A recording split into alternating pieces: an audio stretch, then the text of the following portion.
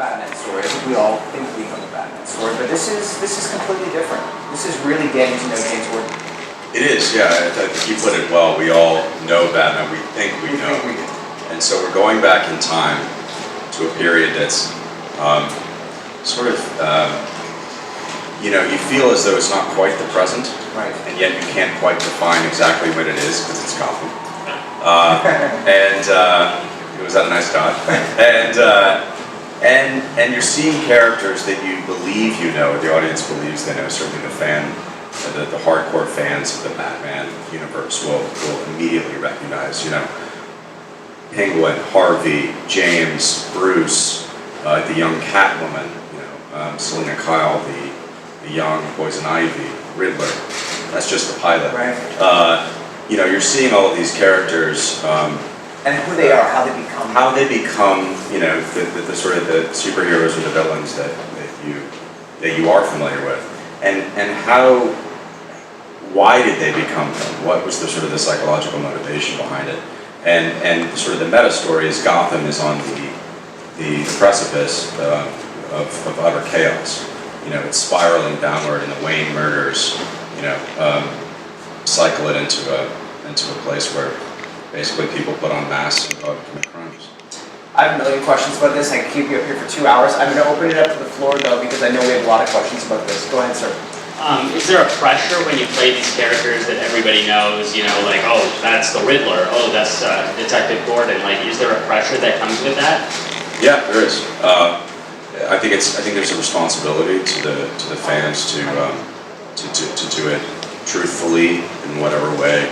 Look, we're all artists, and I include not only the cast, of course, but Bruno Heller, Danny Cannon, our production designer, our costume designer. Every single person on the show, we really put together a killer team, great team, and we're competitive, and we want to do it well. And competitive?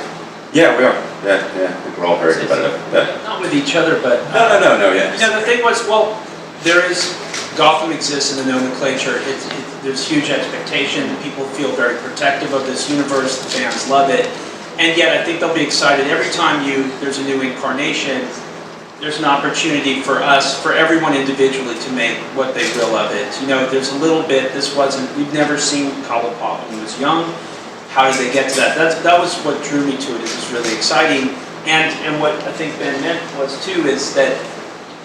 We're up for the challenge. Yes. Like we understand that there's that kind of level of scrutiny is awaiting us, but it's kind of it makes us stay on point a little bit. Yeah, you either I think you could pretend as though that pressure didn't exist, but we knew it. We felt it. We knew it, and we like it. Good. Sort of follow up on that the obligatory geek question. If each of you could answer. Did you read comic books growing up, and did you have a favorite villain or hero? I did read comic books growing up, and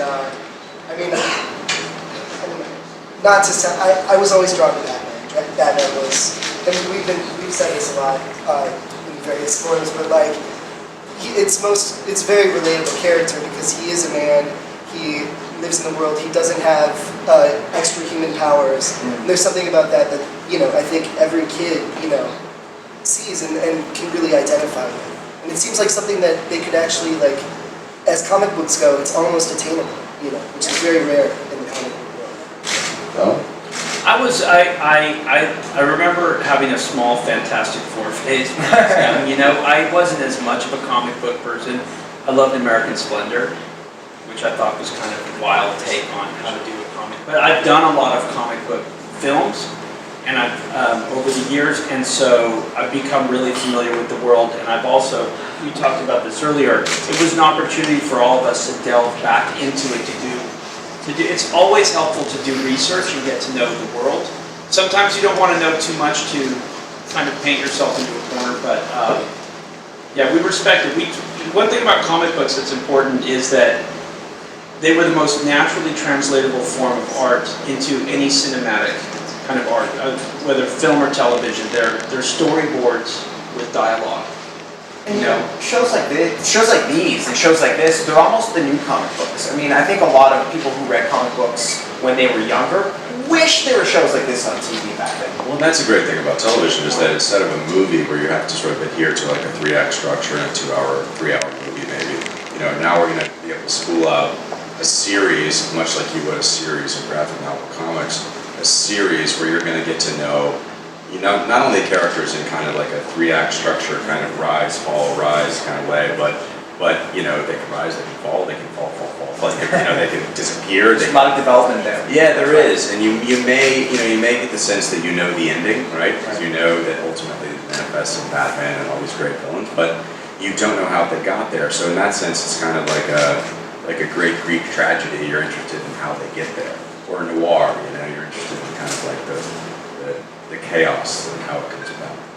Ben, do you have a favorite comic growing up? You know, honestly, kind of cribbing from Robin's answer, but I really did love Batman. Yeah, I really did. Yeah.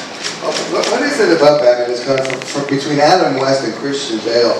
There's a lot of room in there. Yeah. Batman seems to work on so many different levels. What is it about this character that can be interpreted in so many different ways and still be true to the character? Well, I feel like the notion, I mean, a lot of the superhero mythology seems to be built on, you know, a young kid experiences trauma. And how does he deal with that trauma? In this case, it's the death of, in Bruce's case, the death of his parents. That's actually how Jim bonds with Bruce. In our story is Jim lost his father in a car accident when he was about Bruce's age. And so I think as a kid, this is my own truth. I mean, a lot of people have this theory, but I tend to agree with it, which is that, you know, as a young person, whether you're a man or a woman, you have a tendency to feel as though you don't know exactly what's going on. There's all these adults around you. You're not quite understood. You're a kid, but you're almost turning into a teenager.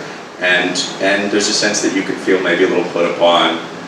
Most kids, thankfully, have not had to experience a true, deep, serious trauma, but there's a way to sort of, every kid feels a little like they can approximate that. And so what better way to sort of to do what you wish you could do, which is to fight the bullies at school and get back, get justice in a world that you're starting to realize as a young person is not just. It's not a just world that we live in.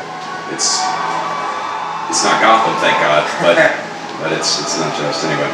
Sure. Now the Gotham train's leaving the station, and it's you know, hopefully a longer journey than that. But it's been exciting to be able to be part of all those different television roles. I categorize them more as a rocket ship, but it's like buckle up, guys. No, yeah, we're feeling a little bit of that pre-flight countdown. That's right. But it's a little nerve-wracking, but good. Strap yourselves in, guys. Congratulations. Thank you very much for being here. The cast of Gotham, everyone.